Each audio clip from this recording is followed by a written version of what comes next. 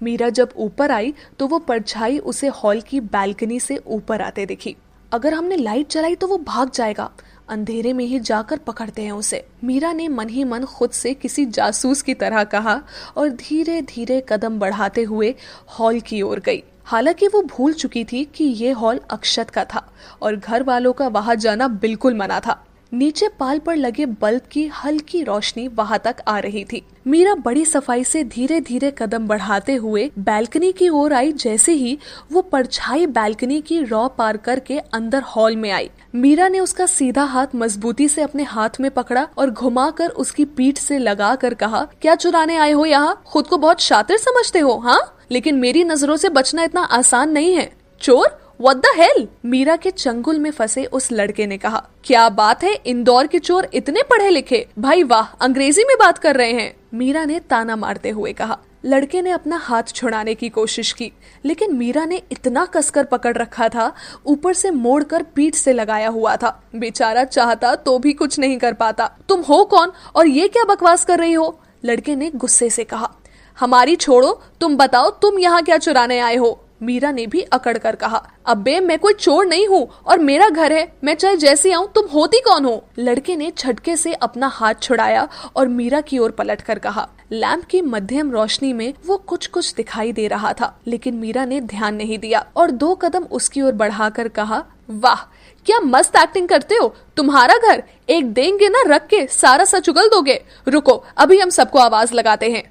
कहते हुए मीरा ने जैसे ही चिल्लाने की कोशिश की, लड़के ने आगे बढ़कर उसके मुंह पर अपना हाथ रखा और पीछे धकेलते हुए दीवार से लगा दिया। मीरा ने सामने देखा तो बस देखते ही रह गई। सांवला रंग, कटीली आंखें, सुर्ख होठ, बाएं कान में काले रंग की गोल छोटी बाली, सीने पर गर्दन से कुछ नीचे एक छोटा सा टैटू बना हुआ था। मीरा ने जैसे ही उसकी आंखों में देखा तो उसका दिल तेजी से धड़क उठा। मुंह बंद था, लेकिन दिल जोर जोर से आवाजें कर रहा था। उस लड़के की आंखें इतनी गहरी और कातिल थी कि मीरा तो क्या, कोई भी लड़की देखते ही होश खो बैठे। पर ये आंखें मीरा को जानी पहचानी लग रही थी, लेकिन बोलती कैसे? मुंह तो बंद था। उसने एक तरकीब लगाई और मन ही मन कहा, दिखता तो अच्छे घर का है, फिर यहाँ क्या चुराने आया होगा? खूबसूरत भी है और आंखें तो उफ। ये क्या सोच रही है तू मीरा? याद है ना, हर खूबसूरत चीज खतरनाक होती है, और खूबसूरत है तो क्या हुआ, है तो ये चोरी ना। सोचते हुए उसने अपना पैर जोर से लड़के के पाँव पर दे मारा। आउच! लड़के ने मीरा के मुंह से हाथ हटाया और अपना पाँव देखने लगा। तभी मीरा जोर से चिल्लाई, अबे चुप, पापा ने सुन लिया तो बैंड बजा देंगे। लड़के ने एक बार फिर मीरा का मुंह बंद करते हुए कहा। तब तक निधि उठकर आ चुकी थी। हालांकि मीरा की आवाज नीचे नहीं गई थी। निधि ने जब देखा तो उनके पास आई और लड़के को मीरा से दूर करके कहा, ये क्या कर रहे हो भाई? ये मेरी दोस्त है मीरा। मीरा ने निधि के मुंह से लड़के के लिए भाई शब्द सुना तो अवाक रह गई। अपने शक को दूर करने के लिए उसने निधि से हिचकिचाते हुए कहा, ये कौन है? यही तो है अक्षत भैया, निधि ने कहा। क्या? मीरा ने सुना तो उसकी जान हलक में आ गई। कुछ देर पहले कही उसकी बातें उसके कानों में बजने लगी। कभी अक्षत को देखती तो कभी उसके पाँव को, जिस पर अभी अभी उसने मारा था। मीरा या अक्षत कुछ कहते इससे पहले ही निधि ने अक्षत से कहा, क्या है ये सब? आप मेरी दोस्त के साथ ऐसे बिहेव कैसे कर सकते हो? दोस्त है ना तो इसे बोल दोस्त की तरह रहे, जेम्स बॉन्ड ना बने। अक्षत ने मीरा को लगभग घूरते हुए कहा। निधि मीरा के आगे आकर खड़ी हो गई और अक्षत से कहा, क्या किया इसने बताओ? इसी से पूछ लो, मेरे ही घर में आकर मुझे ही चोर समझ रही है, स्टूपिड, अक्षत ने कहा। निधि मीरा की ओर पलटी और धीरे से कहा, क्या सच में? मीरा ने मासूमियत से कहा, हमें लगा घर में चोर घुस आया है तो हमने, मतलब इस तरह दीवार चढ़कर बैल्कनी से अंदर कौन आता है? अक्षत ने निधि को पकड़कर साइड किया और मीरा को उंगली दिखाते हुए कहा, मेरा है, मैं दरवाजे से आऊं चाहे बैल्कनी से आऊं, दीवार चढ़कर आऊं या खिड़की कूदकर, तुम्हें उससे क्या? मैं बता रहा हूँ निधि, अगर तुम नहीं आती ना तो ये मेरा खून ही कर देती। नहीं नहीं, ऐसा क्यों करते हम? मीरा ने कहने की कोशिश की। तभी अक्षत ने कहा, तुम निकलो यहाँ से, आई थिंक तुम दोनों ही निकलो यहाँ से। निधि मीरा का हाथ पकड़कर उसे अपने साथ ले जाने लगी। जाते जाते मीरा ने पलटकर अक्षत को देखा तो वह सोफे पर बैठा अपना पाँव सहला रहा था। कमरे में आकर निधि ने दरवाजा बंद करते हुए कहा, अच्छा हुआ मम्मा पापा ने नहीं देखा, वरना अक्षत भैया की पिटाई पक्का हो जाती। आई एम सो सॉरी निधि, वो हमें नहीं पता था वो तुम्हारा भाई है, हमने उनसे न जाने क्या क्या बोल दिया। मीरा ने उदास होकर कहा, अरे इट्स ओके, इसमें तुम्हारी कोई गलती नहीं है, चिल करो, सुबह तक सब नॉर्मल हो जाएगा। निधि ने बैठते हुए कहा, पर वो इस तरह दीवार चढ़कर, हमारा मतलब दरवाजे से भी तो आ सकते थे ना। मीरा ने कहा, साहबजादे पार्टी कर कर आए होंगे तो पापा से सामना करने में तो शर्म आ रही होगी ना, इसीलिए ऐसे आए हैं। वैसे भी बहुत बार वो ऐसे ही आते हैं, इसलिए तो उधर किसी को आने नहीं देते। निधि ने कहा, सोचा नहीं था आपसे ऐसे मुलाकात होगी, आप सच में कॉम्प्लिकेटेड ही हो। मीरा बड़बड़ाई तो निधि ने कहा, क्या हुआ, चलो सो जाओ और ज्यादा मत सोचो। निधि कंबल में घुस गई। हम अभी आते हैं, कहकर मीरा ने सामने टेबल पर रखी ट्यूब उठाई और बाहर चली गई। निधि सो गई। मीरा कमरे से बाहर आई। उसने देखा हॉल में बैठा अक्षत अपने पाँव को देख रहा था। मीरा उसके पास आई और ट्यूब उसकी ओर बढ़ाकर कहा, ये लगा लीजिए, इससे दर्द कम हो जाएगा। अक्षत ने मीरा की ओर देखा तो मीरा ने दुखी होकर कहा, हमें पता नहीं था आप कौन हैं, इसीलिए वो सब कह दिया, हो सके तो माफ कर दीजिएगा। अक्षत ने कुछ नहीं कहा, बस खामोशी से देखता रहा। अक्षत को चुप देखकर मीरा की बेचैनी और ज्यादा बढ़ गई तो उसने वहाँ से जाना ही ठीक समझा। मीरा वहाँ से चली गई। अक्षत ने क्रीम पाँव पर लगाई और वही सोफे पर लेट गया। नींद कब आई उसे कुछ पता नहीं। सुबह 7 बज रहे थे। मीरा नहाकर तैयार हो चुकी थी। जैसे ही वो कमरे से बाहर निकली, उसकी नजर हॉल में सोए हुए अक्षत पर गई। ना चाहते हुए भी मीरा के कदम उस ओर बढ़ गए। मीरा आकर उसके पास खड़ी हो गई। सोते हुए अक्षत बिल्कुल मासूम बच्चे की तरह लग रहा था। मीरा ने उसे देखते हुए मन ही मन खुद से कहा, सोते हुए कितने अच्छे लगते हैं आप, ना कोई गुस्सा ना कोई खींच। सूरज की किरणें सीधा अक्षत के चेहरे पर आ रही थी और उसे परेशान कर रही थी। मीरा बालकनी के पास आई और उसने पर्दा आगे बढ़ा दिया, जिसने सूरज की किरणों को अंदर आने से रोक लिया। मीरा वहां से नीचे चली आई। पूजा घर के सामने आकर उसने हाथ जोड़े और कहने लगी, हे शिव भगवान, अब हमसे कोई गलती ना हो। यहाँ सब लोग बहुत अच्छे हैं, हम अनजाने में भी कभी उनका दिल ना दुखाए। प्रार्थना करने के बाद मीरा जैसे ही जाने के लिए पलटी, अर्जुन से टकरा गई। अर्जुन के हाथ में हल्दी की कटोरी थी जो दादी ने ही मंगवाई थी पूजा घर में। लेकिन जैसे ही मीरा अर्जुन से टकराई, सारी की सारी हल्दी अर्जुन की शर्ट पर आ गिरी। मीरा ने देखा तो कहा, माफ कर दीजिए, वो हमने ध्यान नहीं दिया, हम साफ कर देते हैं। कहते हुए मीरा ने अपने दुपट्टे से अर्जुन की शर्ट को साफ करना शुरू किया और लगभग बड़बड़ाते ही जा रही थी। मीरा जितनी परेशान थी, अर्जुन उतने ही प्यार से उसे देख रहा था। अर्जुन ने देखा मीरा जिस दुपट्टे से हल्दी साफ कर रही है वो भी पीला हो चुका है, तो उसने कहा, इसे साफ करने के चक्कर में आपने अपना दुपट्टा खराब कर लिया। मीरा ने देखा तो अपना सर पीट लिया और मन ही मन कहा, ये क्या किया, अपना फेवरेट दुपट्टा खराब कर लिया। अभी वो खुद को कोस ही रही थी कि तभी दादी वहां आई और अर्जुन की हालत देखकर कहा, अरे अर्जुन, ये क्या सारी हल्दी अपने ऊपर गिरा ली? जी दादी, वो हमारी वजह से गिर गई, आई एम सॉरी। मीरा ने उदास होकर कहा, अरे बेटा उदास मत हो, ये तो अच्छा शगुन है। हल्दी का गिरना मतलब घर में कुछ अच्छा काम होने वाला है, क्या पता अर्जुन की शादी ही हो जाए। दादी ने हंसते हुए कहा, क्या दादी आप भी? अर्जुन ने शर्माते हुए कहा, सही कह रही हैं दादी, शादी की उम्र तो हो ही चुकी है तुम्हारी। दूर से राधा ने आते हुए कहा, मैं शर्ट चेंज करके आता हूँ। कहकर अर्जुन वहां से चला गया। देखा मीरा, शादी के नाम से कैसे भाग गए लाट साहब। राधा ने मुस्कुराते हुए कहा, जब सही वक्त आएगा तो वो खुद हाँ कह देंगे आंटी, और देखना उन्हें बहुत अच्छी लड़की मिलेगी। कहते हुए मीरा ने जैसे ही ऊपर वाले फ्लोर की ओर देखा, सामने अक्षत खड़ा अंगड़ाई ले रहा था, जिसे देखकर मीरा ने मन ही मन कहा, बाकी इन्हें कोई लड़की शादी के लिए हाँ कहेगी कि नहीं इसका कुछ पता नहीं। सच लिखा है इन्होंने अपने नाम के आगे, कॉम्प्लिकेटेड। पॉकेट एफएम पर आप सुन रहे हैं कितनी मोहब्बत है, ऑथर संजना किरोड़ीवाल, मेरे यानी सोना के साथ। ऊपर खड़ा अक्षत अंगड़ाई ले रहा था। जैसे ही उसकी नजर मीरा पर पड़ी, उसने पाया कि मीरा उसे ही देख रही थी। दोनों की नजरें मिली तो मीरा ने मन ही मन कहा, यहाँ रहना है तो उनसे दूरी बनाकर रखनी पड़ेगी। वहीं ऊपर खड़ा अक्षत मीरा को देखते हुए सोच रहा था, तुम इस घर में ज्यादा दिन की मेहमान नहीं हो मिस जेम्स बॉन्ड। मीरा मुस्कुराई तो अक्षत उसे इग्नोर करके वहाँ से चला गया। सड़ू कहेगा, मीरा ने कहा और अपना दुपट्टा बदलने सीढ़ियों की तरफ बढ़ गई। दूसरा दुपट्टा लेकर मीरा नीचे आई। उसने देखा राधा अकेली ही किचन में थी और मीरा भी उनकी मदद करने किचन में चली आई। मीरा की रुचि देखते हुए राधा ने भी उसे काम करने दिया और मीरा से सबके लिए चाय बनाने को कहा। सच ही कहा था मीरा ने कि उसे सिर्फ चाय बनानी आती है। उसकी बनाई चाय की खुशबू से सारा किचन महक उठा था। राधा को कुछ बनाते देखकर मीरा उनके पास आई और कहा, आप क्या बना रही हैं? उत्तपम। खाया है कभी? राधा ने बनाते हुए कहा।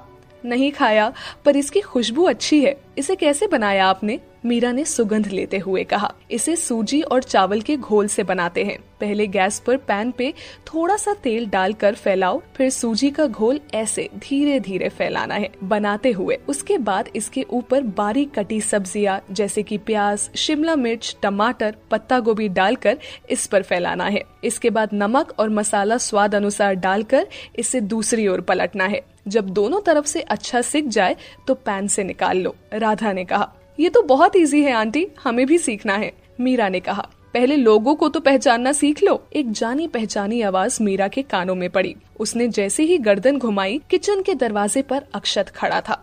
अक्षत की आवाज सुनकर राधा पलटी और कहा, उठ गया तू? और घर कब आया? तुझे पता है ना आंसू, तेरे पापा को तेरा घर देर से आना बिल्कुल पसंद नहीं है, पर तू सुनता ही नहीं। सॉरी माँ, अब से नहीं होगा ऐसा। अक्षत ने अंदर आकर राधा को साइड से गले लगाते हुए कहा। ये मीरा है, निधि की सहेली। राधा ने अक्षत से कहा। हाँ, कल रात मिल चुका हूँ मैं इनसे, काफी स्ट्रॉन्ग है। अक्षत ने मीरा को घूरते हुए कहा। अच्छा है, चलो सबके साथ बैठकर नाश्ता कर लो, और मीरा तुम चाय लेकर बाहर आ जाना, ठीक है? कहते हुए राधा ने नाश्ते की प्लेट उठाई और बाहर निकल आई। किचन में बस मीरा और अक्षत थे। मीरा चाय छानने लगी। अक्षत कुछ ही दूर पर खड़ा अपने कप में दूध डालकर उसमें कॉफी मिक्स कर रहा था। मीरा ने एक बार उसकी ओर देखा और फिर वापस अपने काम में लग गई। चाय छानकर वो कप ढूंढने लगी। उसने इधर उधर देखा, कप अक्षत की साइड में रॉ में लगे थे। मीरा उसकी ओर आई तो अक्षत ने आंखों के भौएं मटका कर इशारा किया तो मीरा ने मरी हुई सी आवाज में कहा, वो कप चाहिए। कहकर अक्षत थोड़ा सा साइड हो गया। मीरा ने कप उठाए और जैसे ही साइड हुई, अक्षत को देखकर उसके हाथ से कप छूट गए। लेकिन कप नीचे गिरते इससे पहले ही अक्षत ने उन्हें अपने दोनों हाथों में कैच कर लिया। मीरा की जान में जान आई तो उसने कहा, थैंक यू। अक्षत ने अगले ही पल कप नीचे गिरा दिए। मीरा डर गई तो उसे समझ नहीं आया क्या करे। गिरने की आवाज सुनकर राधा अंदर आई और कहा, क्या हुआ? कुछ गिरने की आवाज आई। माँ, वो इनके हाथों से कप छूट गए और टूट भी गए। अक्षत ने मासूम बनते हुए कहा, जबकि सच तो कुछ और था। मीरा क्या कहती? अगर कहती भी तो कौन भरोसा करता? उसकी रोनी सूरत देखकर राधा ने बड़े प्यार से कहा, कोई बात नहीं, कप और आ जाएंगे। तुम नाश्ते के लिए चलो, चाय मैं ले आती हूँ। सुना तुमने, माँ ने कहा है कप और आ जाएंगे। अक्षत ने मीरा से कहा। मीरा ने राधा से कहा और जैसे ही जाने लगी, अक्षत ने अपना कप उठाया और उसके पास से गुजरते हुए कहा, I just hate thank you. Akshat वहाँ से निकल गया और मीरा मन ही मन उसे कोसते हुए बाहर चली आई। बाहर डाइनिंग टेबल पर सभी मौजूद थे। मीरा भी आकर चुपचाप निधि के बगल में बैठ गई। नींद ठीक से आ गई थी ना मीरा? दादी माँ ने पूछा। जी, मीरा ने नजरें झुकाए हुए कहा, क्योंकि मीरा के बिल्कुल सामने दादी के बगल में अक्षत बैठा था। वो फिर से किसी मुसीबत में बिल्कुल नहीं फंसना चाहती थी। तभी दादू ने कहा, और छोटे जनाब, आज तुम नाश्ते की टेबल पर क्या कर रहे हो? आज से पहले तो कभी नहीं देखा तुम्हें यहाँ। अक्षत दादाजी का ताना समझ चुका था, क्योंकि आज से पहले ना तो वो कभी इतना जल्दी उठा था और ना ही नाश्ते के लिए नीचे आया था। रघु अक्सर उसका नाश्ता ऊपर ही लेकर जाता था। ओ कम ऑन दादू, आज जल्दी उठा तो सोचा सबके साथ नाश्ता कर लूं। अरे बेटा, आज क्यों रोज आया करो, परिवार के साथ बैठकर खाने का अपना ही मजा है, विजय ने कहा। राधा सबके लिए चाय ले आई। उसने अक्षत को छोड़कर सबको चाय दी और सबकी प्लेट में नाश्ता परोसकर खुद भी चाय लेकर बैठ गई। दादू ने जैसे ही एक घूंट भरा, कहा, वाह, आज की चाय बड़ी स्वादिष्ट है बहू, सच में पीते ही मन खुश हो गया। पापा, आज चाय मैंने नहीं बल्कि मीरा ने बनाई है, ये इसके हाथों का जादू है, राधा ने मुस्कुराते हुए कहा। जैसे ही सबने सुना चाय आज मीरा ने बनाई है तो सब चाय पीते हुए मीरा की तारीफ करने लगे। अर्जुन ने तो फटाफट अपनी चाय खत्म भी कर दी और कहा, माँ, मुझे एक कप चाय और चाहिए। राधा ने सुना तो हैरानी से अर्जुन की ओर देखा और फिर उसे एक कप चाय और दे दी। अक्षत बैठा बैठा अर्जुन को घूर रहा था। तभी दादी ने कहा, अक्षत तुम भी चाय पीकर देखो, बहुत अच्छी बनी है। मैंने अभी नशा करना शुरू नहीं किया है, अक्षत ने कॉफी पीते हुए कहा। चाय में नशा होता है? किसने कहा? और मीरा ने तो वैसे भी अच्छी चाय बनाई है, अर्जुन ने कहा। हाँ तो आप लोग पियो, मुझे नहीं पसंद। कहते हुए अक्षत उत्तपम खाने लगा। सभी चुपचाप नाश्ता करने लगे। मीरा और निधि नाश्ता करने के बाद उठकर कमरे से अपनी बुक्स और बैग्स ले आई। अर्जुन ने देखा तो कहा, निधि मैं उधर ही जा रहा हूँ, चलो तुम दोनों को भी छोड़ देता हूँ। आपकी तबीयत ठीक है ना भैया? निधि ने अर्जुन के माथे को हाथ लगाकर कहा। हाँ क्यों?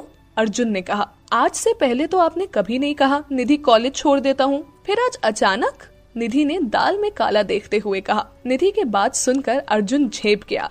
अब बेचारा कैसे कहता कि वो कॉलेज मीरा की वजह से जाना चाहता था। उसने निधि से कहा, मुझे सच में उस साइड काम है, तुम्हें जाना है जाओ। कहते हुए अर्जुन जाने लगा तो निधि ने रोकते हुए कहा, अरे अरे भैया मैं तो मजाक कर रही थी, अब चलो जल्दी देर हो जाएगी।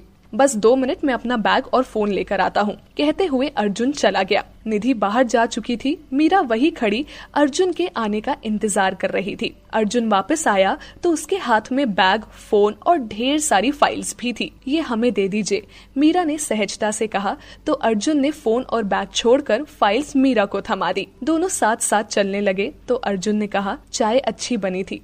थैंक यू, मीरा ने कहा। अब इससे आगे अर्जुन के पास बोलने को कुछ नहीं था। निधि बाहर आकर पहले ही गाड़ी में पिछली सीट पर बैठ चुकी थी। अर्जुन मुस्कुराया और आगे बढ़कर मीरा के लिए दरवाजा खोला, लेकिन मीरा बैठती उससे पहले ही अक्षत आकर बैठ गया। तुम कहा? अर्जुन ने अपने सपनों के पुल को टूटते देखकर कहा। वो आगे मुझे यूनिवर्सिटी छोड़ देना। अक्षत ने कहा। तू बाइक से चला जा। अर्जुन ने कहा। नहीं, वो मेरे दोस्त इंतजार कर रहे हैं, वहाँ से मुझे बाहर जाना है, उनके पास गाड़ी है, बाइक कहाँ खड़ी करूँगा? अक्षत ने कहा। अर्जुन ने मीरा के लिए पीछे का दरवाजा खोला और बैठने का इशारा किया। खुद आकर ड्राइवर सीट पर बैठा और सीट बेल्ट लगाते हुए कहा, पापा को बताया अपने बाहर जाने के बारे में? चिल ब्रो, पापा के आने से पहले घर आ जाऊंगा मैं। अब चलो, मुझे लेट होना बिल्कुल पसंद नहीं है, अक्षत ने कहा। अर्जुन ने गाड़ी स्टार्ट करके आगे बढ़ा दी। मीरा को आगे न बैठा पाने का उसे मलाल था, इसीलिए उसने गाड़ी के अंदर का शीशा सेट कर लिया जिससे मीरा उसे नजर आ सके। मीरा का ध्यान खिड़की के बाहर था। वो बड़े गौर से सब देख रही थी। निधि अपने फोन में बिजी थी और अक्षत वो सर सीट से लगाकर कभी अर्जुन को देखता तो कभी सामने। मीरा ने खिड़की का शीशा हल्का सा खोल दिया। हालांकि ठंड थी पर मीरा को अच्छा लग रहा था। बाल उड़कर चेहरे पर आ रहे थे। मीरा ने सर ग्लास से लगा लिया और बड़े प्यार से बाहरी दुनिया को देख रही थी। अक्षत ने जैसे ही साइड मिरर में देखा तो कुछ पल के लिए नजरें वही जम गई। वो बालों की लटों का बार बार मीरा के चेहरे को चूमना कितना खूबसूरत बना रहा था। अक्षत काफी देर तक देखता रहा और फिर गर्दन घुमाकर अर्जुन की ओर देखने लगा। कुछ देर बाद गाड़ी कॉलेज के गेट के सामने आकर रुकी। निधि और मीरा अपनी अपनी बुक्स लेकर नीचे उतर आई। अर्जुन गाड़ी लेकर वापस निकल गया और अक्षत को उसकी यूनिवर्सिटी के सामने छोड़कर खुद ऑफिस चला गया। मीरा और निधि जैसे ही कॉलेज आई, विनीत उनके पास आया। निधि मीरा और विनीत को अकेले छोड़कर चली गई। मीरा को खामोश देखकर विनीत ने कहा, निधि ने तुम्हारी माँ के बारे में बताया, जानकर दुख हुआ। मीरा ने कहा। तुम निधि के साथ रहती हो? विनीत ने फिर कहा। हाँ, मीरा ने कहा। मीरा, कोई भी हेल्प चाहिए हो तो प्लीज मुझसे कहना, मुझे अच्छा लगेगा, विनीत ने अपनेपन से कहा। हेल्प के नाम से मीरा को विनीत की भेजी नोटबुक याद आई। उसने नोटबुक निकाली और विनीत की ओर बढ़ाकर कहा, हमें इसकी जरूरत नहीं है विनीत, प्लीज हमारे लिए ये सब मत करो, हमें अच्छा नहीं लगता। मीरा, ये मैंने सिर्फ इसलिए भेजी थी क्योंकि 1 महीने तुम कॉलेज नहीं आ पाई थी, सोचा तुम्हें कोर्स कंप्लीट करने में आसानी होगी। 1 महीने बाद एग्जाम्स हैं। विनीत ने कहा। हम कर लेंगे, पर रखो। कहते हुए मीरा वहाँ से निकल गई और विनीत वहाँ रुक गया। तभी विनीत के दोस्त ने आकर कहा, भाई पिछले 2 सालों से तू ट्राई कर रहा है पर बंदी तुझे घास ही नहीं डालती, फिर भी तू उसके पीछे पड़ा है। क्या करूँ यार, उसके अलावा और कोई नहीं जचती, विनीत ने कहा। पर मुझे नहीं लगता वो मानेगी, डिसेंट सी बंदी है यार, पढ़ने आई है, अब तो कोई है भी नहीं उसका, एक माँ थी वो भी जा चुकी है, दोस्त ने कहा। मैं हूँ ना, मैं संभाल लूंगा उसे, एक बार बस वो मेरा प्रपोजल एक्सेप्ट कर ले, विनीत ने कहा। चल बेस्ट ऑफ लक, मान जाए तो पार्टी देना मत भूलना, दोस्त ने कहा और वहां से चला गया। विनीत अपनी क्लास की ओर बढ़ गया। विनीत कोई बुरा लड़का नहीं था। जब मीरा पहले साल कॉलेज आई थी तब बाकी लड़कों के साथ साथ विनीत भी उसे देखता रह गया था। इतनी खूबसूरत लड़की पूरे कॉलेज में नहीं थी। कई लड़कों ने मीरा को दोस्ती प्यार के लिए प्रपोज किया, पर मीरा ने अपनी पढ़ाई के अलावा किसी और चीज को वक्त ही नहीं दिया। धीरे धीरे सब बदल गया, लेकिन विनीत नहीं बदला और हमेशा मीरा से अपने दिल की बात कहने की कोशिश करता रहा। क्लास में आकर मीरा अपनी पढ़ाई में लग गई। उसे 1 महीने के रिवीजन के साथ साथ उसे आने वाले फाइनल ईयर के एग्जाम्स की भी तैयारी करनी थी। कॉलेज खत्म होने के बाद निधि और मीरा घर के लिए निकल गई। इंदौर आने के बाद पहली बार मीरा इन सड़कों पर घूम रही थी। उसे तो जैसे ये सब सपनों जैसा लग रहा था। भूख लगी तो निधि मीरा को लेकर रेस्टोरेंट में चली गई। भीड़ कम थी। निधि ने दोनों के लिए सैंडविच और जूस ऑर्डर किया। वेटर ऑर्डर लेकर चला गया। मीरा को खोया देखकर निधि ने कहा, हे क्या हुआ, क्या सोच रही हो? मीरा, विनीत के बारे में सोच रहे हैं, समझ नहीं आता उसे कैसे कहे कि हमें ये सब नहीं पसंद। निधि, वो तुम्हें लाइक करता है मीरा। मीरा, पर हमारे मन में उसके लिए कोई फीलिंग्स नहीं है निधि। हम नहीं चाहते कोई हमारे लिए एक तरफा फीलिंग्स रखे। हम किसी को ठेस नहीं पहुंचाना चाहते। निधि, तुम उसके बारे में सोच कर तो देखो, हो सकता है तुम्हारे दिल में उसके लिए जगह हो। मीरा, नहीं निधि, ऐसा नहीं है। होता तो हम तुझसे जरूर बताते। विनीत अच्छा लड़का है, लेकिन हम उसके लिए कुछ महसूस नहीं करते हैं। निधि, ओके, तुम परेशान मत हो, ज्यादा सोचोगी तो ज्यादा उलझ जाओगी। अच्छा ये बताओ, इस संडे मूवी देखने चलोगी? मीरा, और पढ़ाई? निधि, पढ़ाई पढ़ाई पढ़ाई, इसके अलावा भी एक दुनिया है मीरा। मीरा, पर हमने तो वो दुनिया देखी ही नहीं ना। निधि, तो चलना, मैं दिखाती हूँ, सच्ची बहुत मजा आएगा। तुम, मैं, कृति और ऋतु सभी चल रहे हैं, प्लीज चलो ना। मीरा, नहीं चल सकती। निधि, अच्छा तुमसे एक बात पूछूं? मीरा, निधि, तुम हॉस्टल में 2 साल से हो, फिर भी तुमने ये शहर नहीं देखा, मतलब तुम हॉस्टल से बाहर कभी नहीं निकली, ऐसा क्यों? मीरा, माँ ने कसम दी थी। निधि, कसम? पर क्यों? और ऐसी कसम कौन देता है? मीरा, हम नहीं जानते, पर उन्होंने यहाँ आने के लिए एक शर्त रखी थी हमारे सामने। हमें पढ़ना था, इसीलिए हमने उनकी बात मान ली। आज वो हमारे साथ नहीं है, लेकिन इस तरह जाकर उनकी कसम नहीं तोड़ सकते। निधि, अब मैं क्या कहूँ, आंटी ने ऐसा क्यों कहा होगा? तुमने कभी उनसे पूछने की कोशिश नहीं की? मीरा, इसके अलावा ऐसे बहुत से सवाल हैं निधि जो हम माँ से जानना चाहते थे, लेकिन वो सवाल बस सवाल बनकर रह गए, उनका जवाब हमारे पास नहीं है। निधि, कोई बात नहीं, तुम नहीं जाना चाहती तो हम तुम्हें फोर्स नहीं करेंगे। मीरा, थैंक्स। दोनों बातें कर ही रही थी कि वेटर ऑर्डर लेकर आ गया। दोनों ने सैंडविच खाई और जूस पिया। उसके बाद दोनों घर के लिए निकल गई। घर आकर मीरा ने कपड़े बदले और कुछ देर के लिए लेट गई। निधि के सवाल उसके मन में चलने लगे। आखिर क्यों माँ ने उसे शहर घूमने से मना किया? आखिर क्या रिश्ता होगा उनका इस शहर से? कुछ सवाल सिर्फ सवाल बनकर रह जाते, उनके जवाब क्यों नहीं होते? मीरा उठकर बैठ गई। मुश्किल से वो माँ का ख्याल अपने जहन से निकाल पाई, क्योंकि वो कमजोर नहीं पड़ना चाहती थी। मीरा एक बार फिर लेट गई। आँख लगी तो सारी बातें, सारे ख्याल अपने आप जहन से बाहर होते गए। शाम को निधि ने कमरे में आकर उसे उठाते हुए कहा, कितना सोगी, शाम हो चुकी है। मम्मा को तो टेंशन हो रही थी कि तुम बीमार तो नहीं हो गई। चलो नीचे चलकर दर्शन दो उन्हें। वो जरा आँख लग गई थी। मीरा ने उबासी लेते हुए कहा, कोई बात नहीं, तुम मुंह धो लो, मैं तब तक कमरा ठीक कर देती हूँ। निधि ने कहा, आते हैं। कहते हुए मीरा उठी और बाथरूम की ओर बढ़ गई। निधि ने कमरा साफ किया और फिर दोनों नीचे आ गई। मीरा ने सफेद रंग का बंद कॉलर वाला कुर्ता पहना था और नीचे पीले रंग का पटियाला, लेकिन इन कपड़ों में भी वो बहुत प्यारी लग रही थी। जैसे ही नीचे आई, राधा ने कहा, क्या हुआ बेटा, तुम दोपहर का खाना खाने नीचे नहीं आई? तबीयत तो ठीक है ना? वो कॉलेज से आते हुए निधि ने बाहर कुछ खिला दिया था, इसीलिए भूख नहीं थी। सॉरी, आपको बताया नहीं, मीरा ने पास बैठते हुए कहा। कोई बात नहीं, रात के खाने में क्या खाओगी? राधा ने प्यार से उसका गाल छूकर कहा। जो भी आप प्यार से खिला दे, मीरा ने मुस्कुरा कर कहा। इधर उधर की बातों के बाद रात में भी सभी खाने के टेबल पर जमा थे। बस अपने अक्षत बाबू ही नरारत थे। विजय ने देखा तो राधा से कहा, अक्षत कहाँ है? आज तो भाई गया, निधि ने अर्जुन से कान में फुसफुसाते हुए कहा। पापा के गुस्सा होने से पहले ही वो आ जाएगा। अर्जुन ने बिना निधि की ओर देखे कहा। लगी बैठ, निधि ने फिर कहा, ठीक है, लग गई 500 की। अर्जुन ने कहा। राधा से कोई जवाब नहीं पाकर विजय ने एक बार फिर कहा, राधा मैं कुछ पूछ रहा हूँ। वो आंसू, वो मैं बात हुई थी उससे, वो बाहर, वो मतलब। राधा ने अटकते हुए कहा। आज फिर वो बाहर गया है? विजय ने घूरते हुए कहा। नहीं वो, राधा कहते कहते रुक गई। माँ जल्दी से खाना लगाओ, बहुत भूख लगी है, अक्षत ने कुर्सी पर बैठते हुए कहा। अक्षत को वहाँ देखकर सभी हैरान थे सिवाय अर्जुन के। कहाँ थे तुम? विजय ने कहा। माँ ने आपको बताया नहीं? ऊपर था, सो रहा था। अक्षत ने बिना विजय की ओर देखे कहा। हाँ यही तो कह रही थी, सो रहा था ऊपर। आप सब लोग खाना शुरू कीजिए, ठंडा हो रहा है। कहते हुए राधा भी बैठ गई। सभी खाने लगे, लेकिन मीरा को शक हो रहा था। अक्षत ने जल्दी से खाना खाया और उठने लगा तो दादी ने बैठाते हुए कहा, ये क्या, सिर्फ एक रोटी?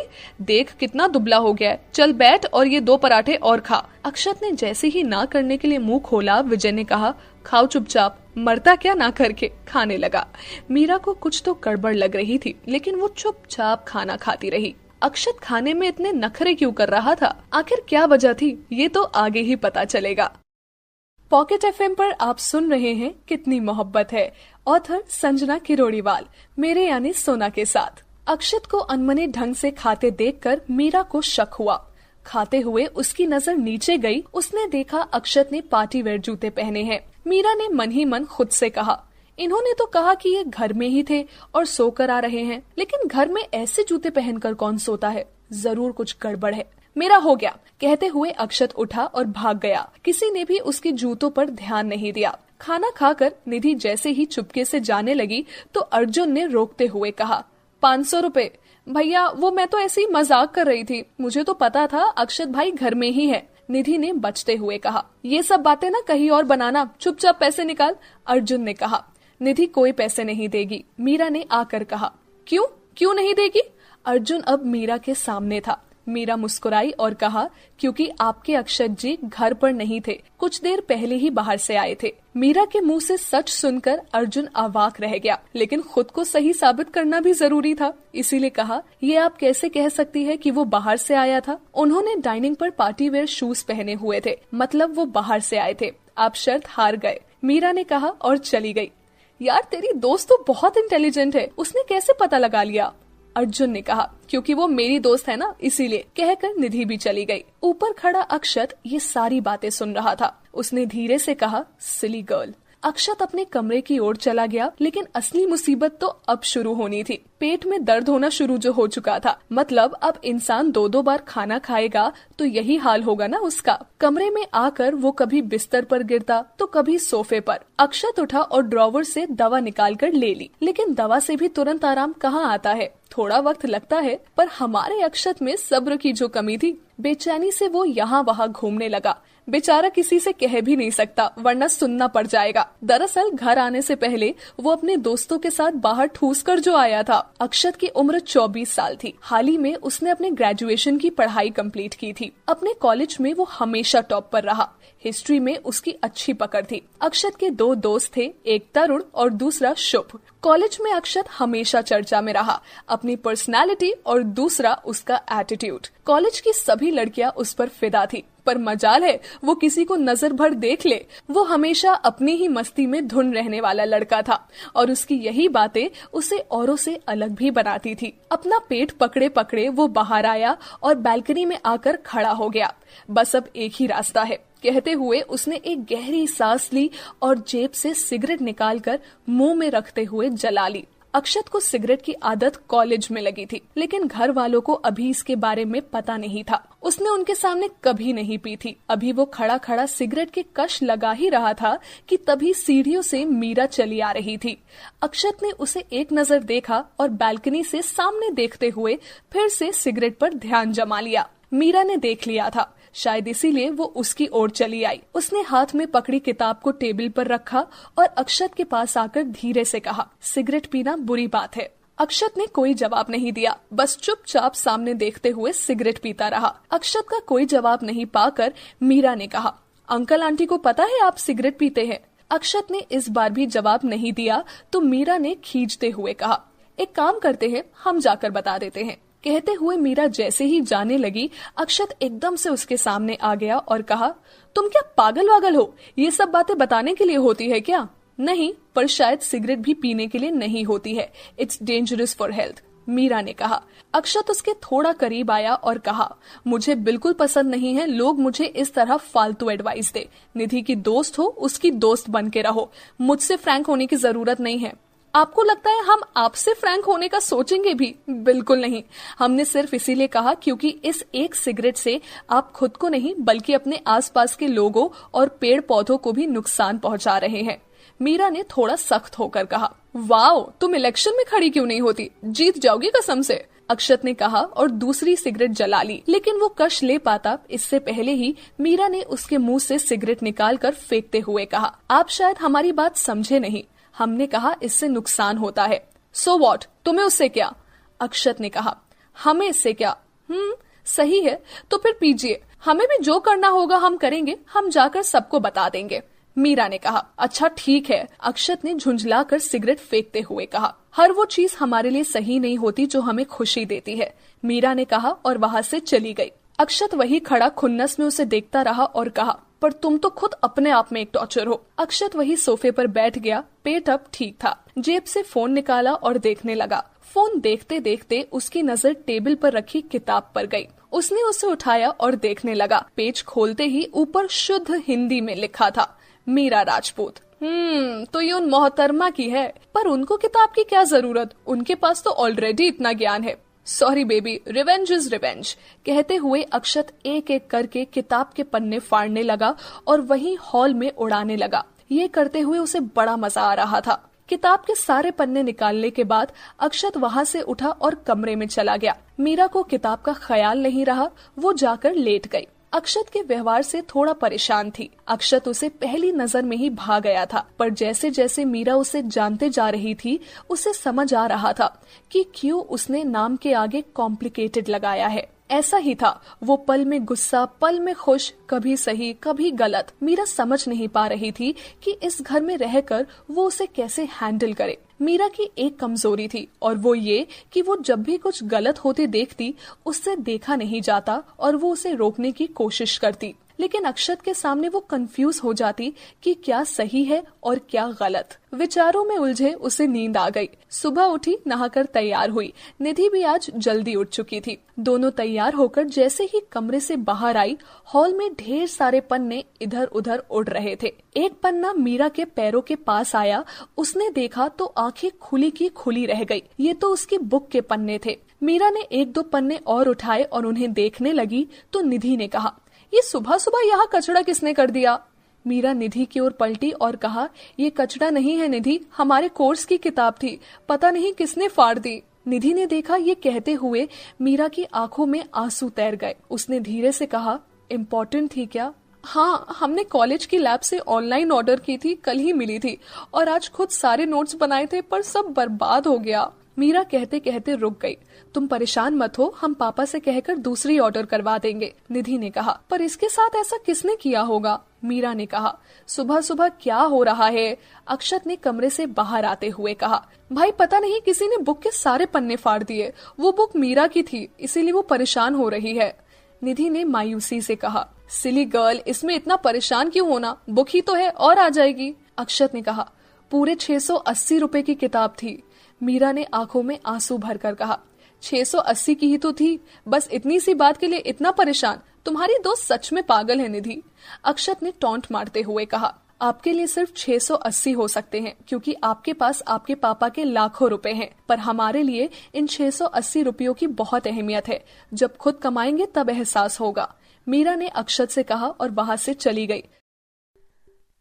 बदला। रणविजय ने बात करना बंद कर दिया और अपने सामने देखा। टीना की नजर रणविजय के कान के काले तिल पर रुकी हुई थी। तुम मुझे ऐसे क्यों देख रही हो? कुछ करने का इरादा है क्या तुम्हारा? टीना ने अपनी घबराहट पे काबू किया। उसने अपना हाथ आगे बढ़ा के रणविजय का हाथ पकड़ा ताकि वो अपनी वासना भरी नजरों को छुपा सके। घर जाने से पहले हम कहीं घूमने चलें? टीना ने रणविजय की तरफ देखते हुए कहा। टीना के कहने पर वो दोनों सीधा अपने घर की तरफ नहीं गए। उसकी जगह वो दोनों एक पार्क में गए। ये वही जगह थी जहां टीना अक्सर प्रणय से मिलने जाती थी, लेकिन आज वो उसे अपने दिल से पूरी तरह से हटाने जा रही थी। इसलिए उसने आखिरी में अपना फोन उठाया और प्रणय को फोन करके कहा, मैं उसी पार्क में हूँ जहां हम हमेशा मिला करते थे। अगर तुम्हें मुझसे मिलना है तो तुम यहाँ आ जाओ। ठीक है, मैं अभी आता हूँ। प्रणय तुरंत मान गया। भले ही उसका यूसुफा के साथ अफेयर चल रहा था, लेकिन उसने कभी भी टीना को छोड़ने के बारे में नहीं सोचा था। उसे ऐसी बेवकूफ औरत कहाँ मिलेगी जो उसकी हर बात पर आंख बंद करके यकीन कर लेती है। इसके साथ ही वो प्रणय को अंधा प्यार भी करती थी। टीना ने फोन रखा और अपनी सामने बैठे रणविजय की तरफ देखा। उसने ईमानदार लेकिन घुटी हुई आवाज में खुद से एक वादा किया, ये आखिरी बार है जब मैं उससे फोन पर अपनी फीलिंग्स के बारे में बात करूंगी। इसके बाद कभी उसकी तरफ मुड़कर भी नहीं देखूंगी। रणविजय ने अपनी नजरें उठाकर देखा। बिना एक शब्द कहे उसने बगल वाली सीट थपथपाते हुए टीना को अपने पास बैठने का इशारा किया। टीना बिल्कुल उसके पास जाकर बैठ गई। उन दोनों ने रेस्टोरेंट की खिड़की से बाहर नीचे का नजारा देखा। थोड़ी देर बाद वहां पेड़ के नीचे एक परेशान व्यक्ति खड़ा था। प्रणय आ गया था। पहले भी कई बार टीना उसी जगह पर खड़ी होकर पूरे दिन प्रणय का इंतजार किया करती थी। आज प्रणय उसकी जगह पर खड़ा है। टीना उसे देखते हुए अपने पुराने दिनों को याद कर रही थी, जब वो प्रणय के लिए पागलों की तरह कुछ भी करने को तैयार रहती थी। आज वो चाहती थी कि प्रणय वो सब कुछ महसूस करे जो भी उसने पिछले 3 सालों में झेला है। इंतजार करना, भावनाओं के साथ खेल जाना, धोखा खाना, सब कुछ वो महसूस करे। तब उसे ये इल्म होगा कि इन सब में कितना दुख होता है। टीना, क्या ये सब करने से तुम्हारा दर्द कम होगा? रणविजय ने टीना के कंधे पर एक हाथ रखकर पूछा।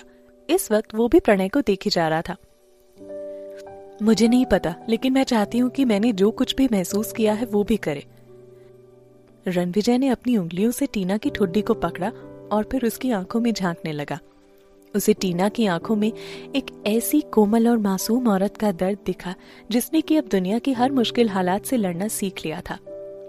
खाना मंगाते समय मैंने कुछ फ्रांसी ग्रास मंगाया था, टीना ने रणविजय से कहा। वेटर ने मुझसे कहा कि ये रेसिपी सीधे फ्रांस से आई थी। मुझे लगा कि ये काफी अच्छा होगा, सो मैंने ऑर्डर कर दिया। रणविजय ने टीना को अपनी पकड़ से मुक्त किया और एक मुस्कान के साथ उसे देखते हुए कहा, तुम्हें कैसे पता चला कि मुझे ये पसंद है? मेरे पति की पसंद का पता लगाना मुश्किल नहीं है, टीना ने वेटर को खाना परोसने का इशारा करते हुए कहा। चलो अब बात करते करते खाना भी शुरू करें, रणविजय ने थोड़ी शरारत भरे लफ्जों में कहा। लेकिन मुझे तुमसे बात नहीं करनी, मुझे बस तुम्हें किस करना है। प्रणय नीचे अभी भी वहीं खड़ा था, जबकि ऊपर रेस्टोरेंट में टीना और रणविजय अपने खाने का आनंद ले रहे थे। टीना को रणविजय से अपने काम के बारे में बात करना पसंद नहीं था और रणविजय ये बात अच्छे से समझ रहा था। टीना कमजोर नहीं थी, फिर भी वो रणविजय रावत की पत्नी थी और जब तक वो उसकी पत्नी थी वो ये सुनिश्चित करेगा कि टीना लोगों को डरा के रखेगी, ना कि कोई उसे डराएगा। 1 घंटा बीत चुका था। नीचे प्रणय टीना से मिलने को बेताब था, लेकिन अभी भी उसे इंतजार ही करना था। इतने समय में उसने लगातार टीना को कॉल करने की कोशिश की, लेकिन टीना ने पहले ही फोन पे नोटिफिकेशंस को ऑफ कर दिया था। उसे पता नहीं था कि इस समय टीना और रणविजय रेस्टोरेंट में बैठे उस पर नजर रखे हुए थे। आखिरकार दोनों ने अपना खाना खत्म किया। रणविजय ने एक झलक नीचे देखा और पूछा, क्या तुम अभी भी उससे ऐसे ही वेट करवाओगी या मिलना है उससे? रणविजय ने पूछा। नहीं, मुझे अब घर चलना है, टीना ने उत्तर दिया। रणविजय ने जल्दी से बिल चुकाया, फिर बगल के दरवाजे से दोनों रेस्टोरेंट से बाहर निकल गए। जल्दी ही दोनों टीना के घर पहुंच गए। जैसे ही रणविजय घर के अंदर जाने वाला था, टीना ने उससे 5 मिनट बाहर इंतजार करने के लिए कहा। बस 5 मिनट में टीना ने घर के अंदर जाकर प्रणय से जुड़ी हर चीज को नजरों से हटा दिया। टीना को ज्यादा कुछ नहीं हटाना पड़ा क्योंकि प्रणय यहाँ कभी ज्यादा रहा ही नहीं था। रणविजय, कुछ देर रुको, मुझे ना कुछ चीजें पैक करनी है, टीना ने कहा।